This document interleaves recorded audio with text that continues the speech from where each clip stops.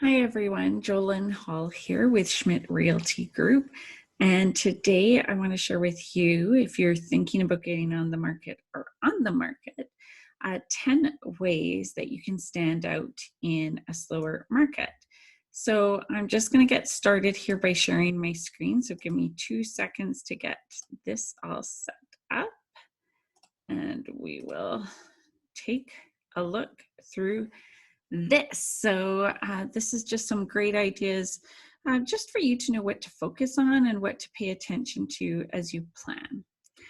So for those of you that haven't had a chance to meet me before, I am a licensed real estate agent with Schmidt Realty Group. I do work with buyers and with sellers. And I'm also a seniors real estate specialist because I've worked as a registered nurse and home care case manager, specializing in older adults. And I've worked in seniors housing in non-for-profits and for-profits before I made the transition to real estate, because I really found older adults struggling with transitions and finding the right housing for them that would allow them to age in place and meet their accessibility needs. And real estate seemed like the great place where I could help my clients figure all of that out. So I also own a company, Edmonton55.com, that helps families and older adults navigate housing choices. So that gives you a little bit of background on me. Today, we're going to talk about what a buyer's market is, what makes a market slow, and 10 ways to have your home stand out. So we're currently what's called a buyer's market. There is a higher inventory than number of buyers. So for every house that comes on the market, there might be a buyer that has access to 3 or 4 houses. They don't have to buy everything that comes up. They have choice, they have selection, and essentially you're in competition when you list your house with other ones in your condo complex or in your neighborhood. And so there's ways that you can kind of work things so that you are standing out more so to hopefully be in that top percentage that does get sold. So just for interest's sake, a seller's market, generally there's low inventory and there might be 3 buyers for every home. So there's a lot more competition within buyers. Right now, we're in that high inventory stage where there's more homes for each buyer and the homes are competing for buyers' attention. So things that can make a market slow, obviously the inventory we've talked about can make a neighborhood longer to sell, especially if you're not in the top 3 picks in that neighborhood. A lack of buyer confidence, and that can be when there's scary things going in the world, like a pandemic, when there is, bizarre financial things going on, bizarre employment things going on, things that just make people go, should I really be investing in real estate? And the other piece that can make a market slow is things like financing. So right now we have great interest rates, which generally spurs the market. But with some of the stress tests and some of the financial hoops for people to jump through, it does make it harder to get financing. And we're seeing financing fail on more deals. So all of those things combined tend to make a market a little bit more on a slow side. I love talking with my sellers about absorption rate. It's a formula we use to look at what's active in the market and what the history of the market has been to decide how many months of inventory there is if no other listings come on the market. I've worked with a condo where recently I had to break the bad news. There's 1.5 years of inventory. Only 4 condos sell in a year, and there's currently 6 listed, and I've heard there's soon to be 7. And that makes it tough for owners to know that it could take that long before they get sold, and that's if nothing else comes on the market. So that absorption rate is important to us because it helps us understand how we need to position that residence as a seller to get it sold. So let's talk about those 10 ways that you can help your home stand out in a slow market. These first three are elements you can easily control, possibly before you even get listed. So, cleanliness. I know this sounds so basic. I love the expression I recently heard that it needs to be Q-tip clean in every corner. And I know that's tedious, and I know no one wants to do that much work, but when buyers have a lot of options, we're seen to make very hasty decisions on the first 3 seconds in a home. If the floor is gritty, if there's fingerprints all over the wall, if things aren't shiny and beautiful, they're going, you know what, this home's just gross. It hasn't been well taken care of. On to the next house. They're making decisions that quick. So things like the light switches, the baseboards, the blinds, the windows, all of that and everything else needs to be as immaculate as we can possibly get it, not only for the photos, but for those showings, and clean thoroughly again before each showing. Because at the flip side of that, buyers walk into very cleaned homes going, oh my gosh, this place is so well taken care of. It'll be so perfect. And they gush over a home.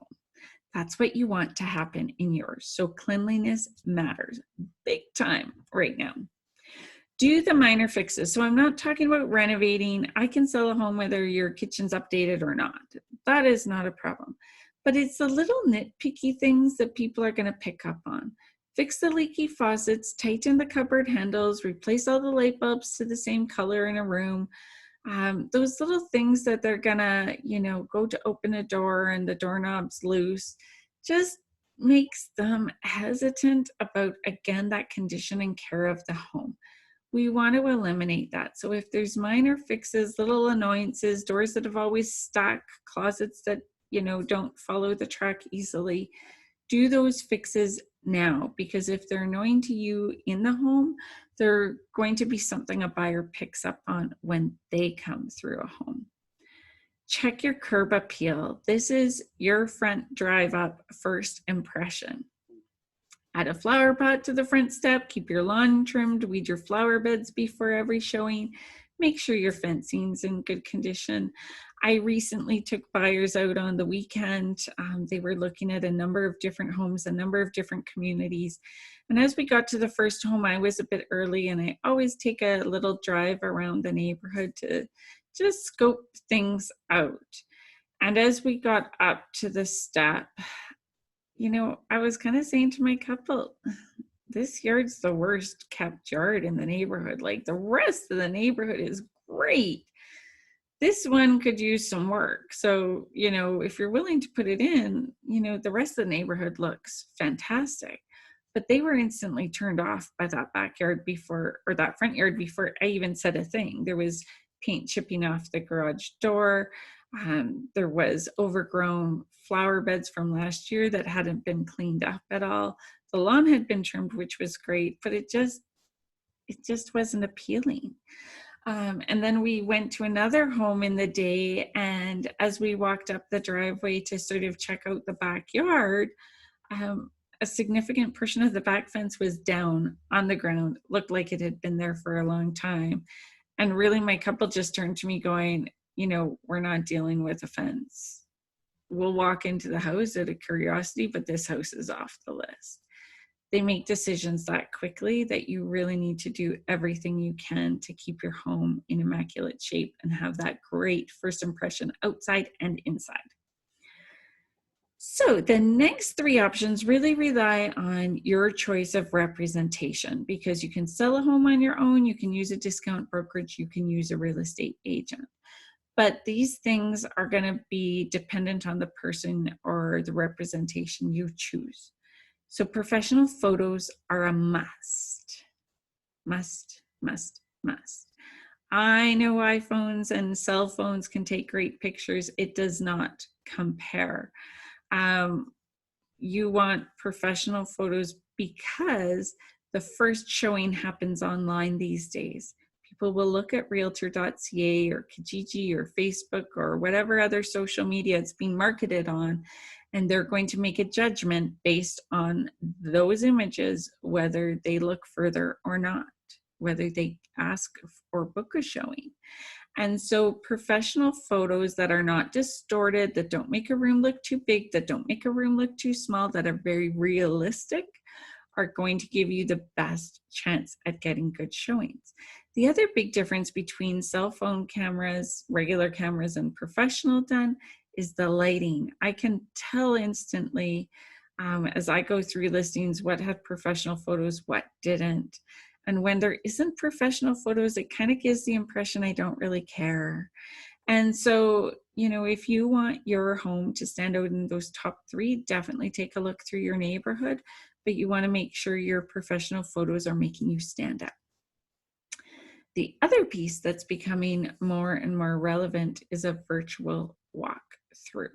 So this is a video that actually guides somebody through the home as if they're walking through the home.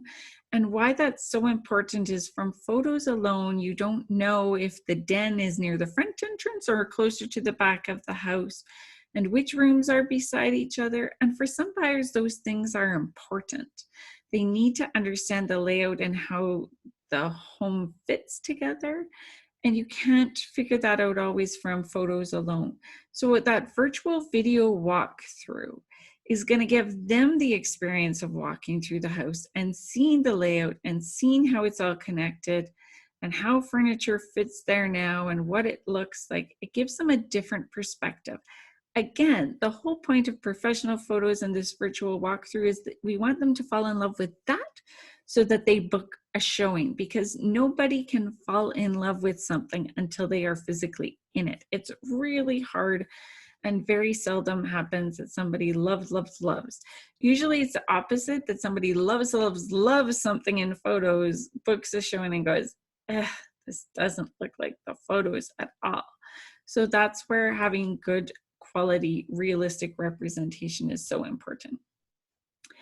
And the other element that your representation can control and manage is the marketing. So listing on MLS, which is the real estate system that gets you on realtor.ca, is great. You need to be there. But what else are they doing for social media marketing? What other unique ways do they find buyers that are not lucky? So my specialty is finding buyers elsewhere that didn't know they needed to buy. So it might be through my mailers, it might be through flyers, it might be, you know, drop-offs in the community, but getting people who aren't on the market to know this property is on the market because it might tweak something in them or a conversation with a friend or family member who could benefit from that property. So MLS is great, but a lot of what I do is how do we get exposure beyond MLS to bring the buyers to you? And so what is your representative doing that's innovative marketing, that gets it on social media, that gets it in front of other people? As we work through our way, we've done 6 of the 10. And so these last 4 items are things you need to keep on top of while you are listed, because these are the elements that stops your listing from just dwindling away. So ease of showings. I get that it can be really inconvenient to have back-to-back showings and lots of activity and just want to sit in your home and just want to relax and not have to deal with any of it. I get it. But in a buyer's market, turning down a showing can mean you are losing the one buyer who might have made an offer on your home. And that's because many buyers are only doing 1 or 2 quick outings to home because they're making a lot of decisions off of the photos.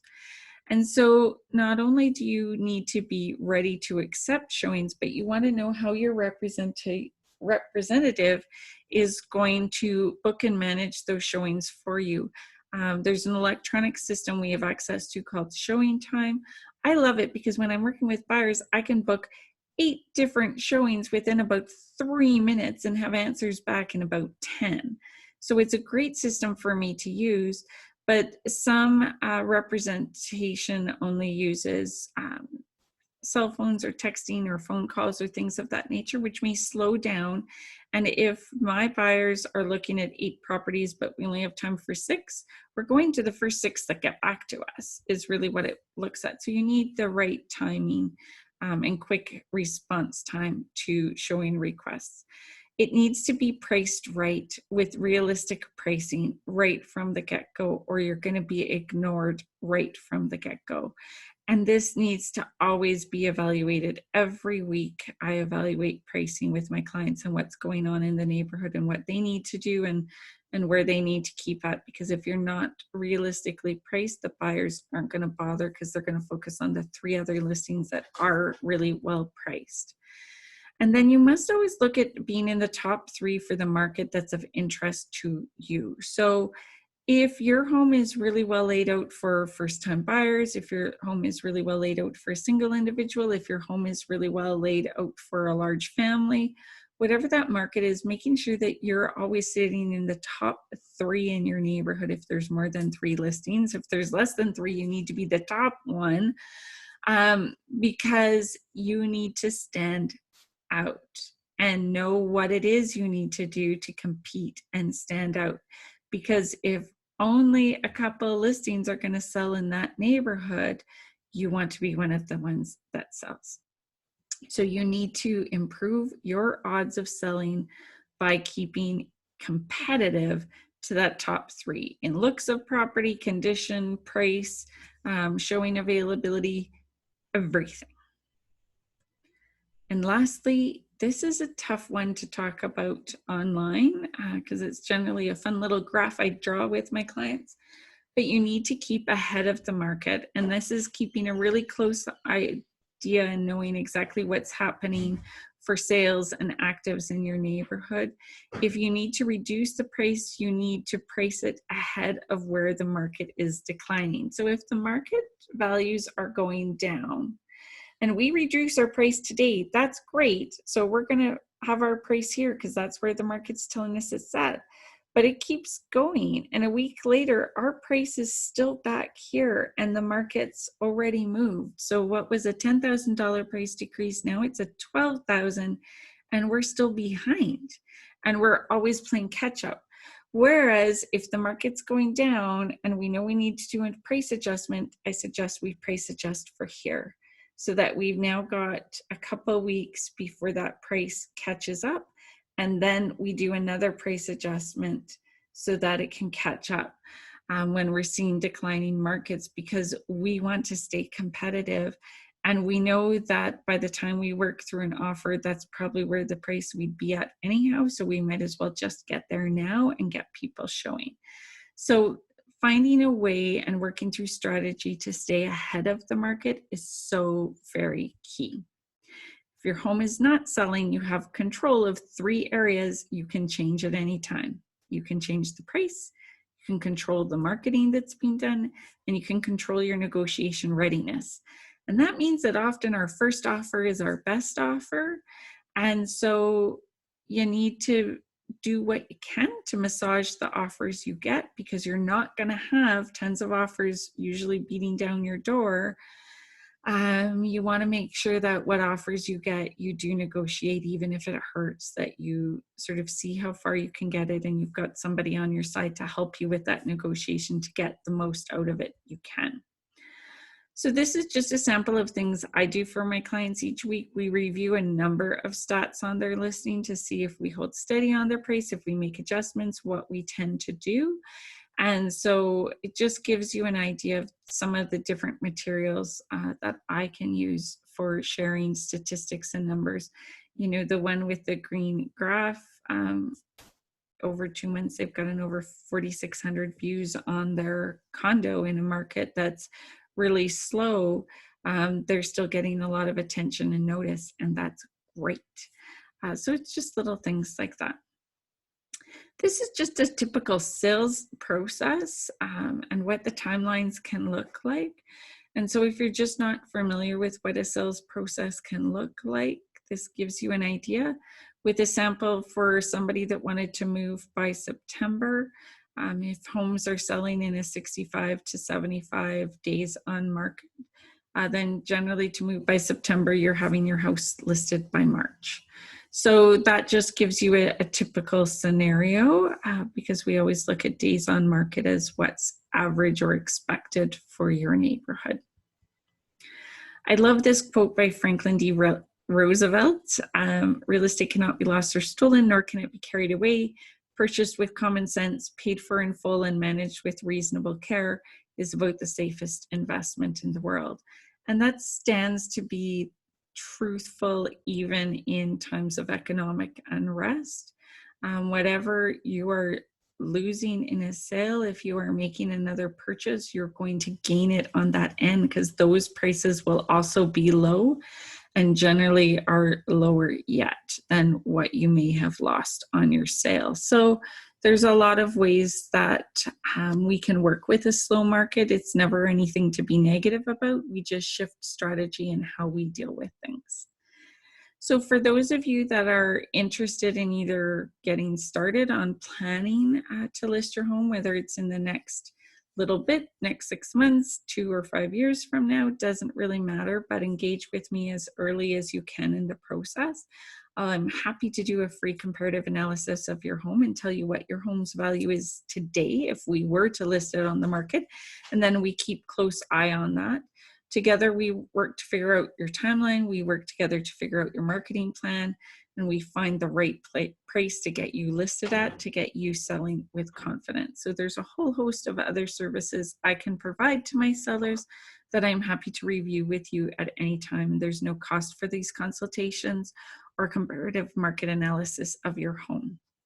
I do have 2 documents that you can request from my website, a right sizing guide as well as a condo buying guide, if those are of any help to you. And you've got my contact information here, Jolyn Hall with Schmidt Realty. You can call or text me 780-909-5377, or you can visit my website, jolynsellsedmonton.com. I hope this has been helpful insight into things that you can do to help your home stand out in a slower market and at least give you a little bit of information as to how to remain competitive. And I look forward to helping you with the sale of your home, condo, or acreage. Take care and have a great day.